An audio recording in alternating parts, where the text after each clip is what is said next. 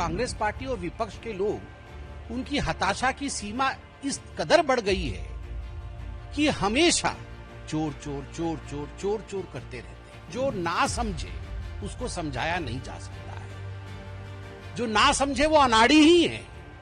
ये अपने आप को खिलाड़ी समझते हैं मगर वो हैं अनाड़ी।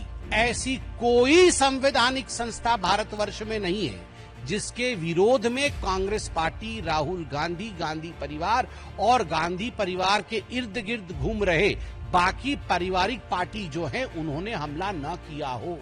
मुझे तो कई बार लगता है कि जब से माननीय मोदी जी की सरकार बनी है, कांग्रेस पार्टी और विपक्ष के प्रेस के मुद्दे भी वही होते हैं और अब हम भी थक जाते हैं वही प्रश्नों के उत्तर देते देते। जनता को भी लगता होगा आखिरकार ये कांग्रेस पार्टी और विपक्ष के लोग, उनकी हताशा की सीमा इस कदर बढ़ गई है कि हमेशा चोर चोर चोर चोर चोर चोर करते रहते हैं।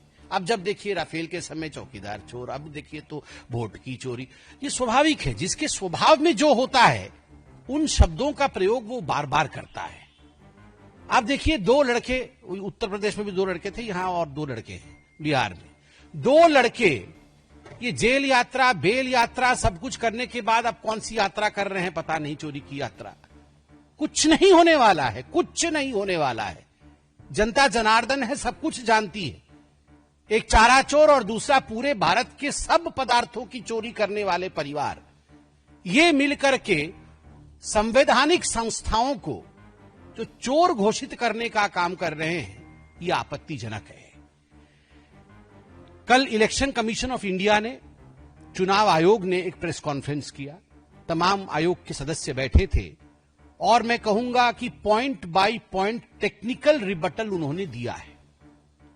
टेक्निकल, किस प्रकार से एसआईआर होता है, एसआईआर क्यों होता है। बिहार में 20 वर्ष पहले एसआईआर इंटेंसिव रिवीजन हुआ था, 20 वर्ष के बाद 2003 के बाद पुनः हो रहा है। जिन लोगों के मन में प्रश्न था कि अभी क्यों हो रहा है, चुनाव से कुछ महीनों पहले, तो उसका भी जवाब दिया गया कि 20 साल पहले जो हुआ था उस समय का कालखंड भी चुनाव का कालखंड ही था, उस समय ही हुआ था, उस समय किसी की आपत्ति नहीं थी।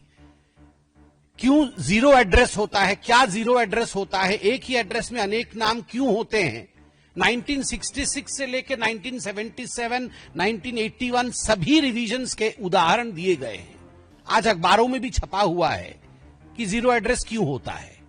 ये सारे टेक्निकल विषय पे इलेक्शन कमीशन ने विस्तार से जवाब दिया, मगर जो ना समझे उसको समझाया नहीं जा सकता है। जो ना समझे वो अनाड़ी ही है। ये अपने आप को खिलाड़ी समझते हैं मगर वो हैं अनाड़ी और कुछ नहीं उनका होने वाला है। वो समझना नहीं चाहते।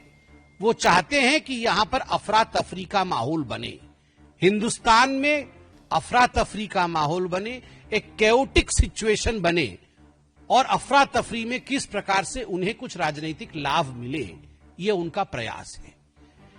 आज मैं देख रहा था अनेक पॉलिटिकल पार्टी के लोग बैठकर प्रेस कॉन्फ्रेंस कर रहे थे।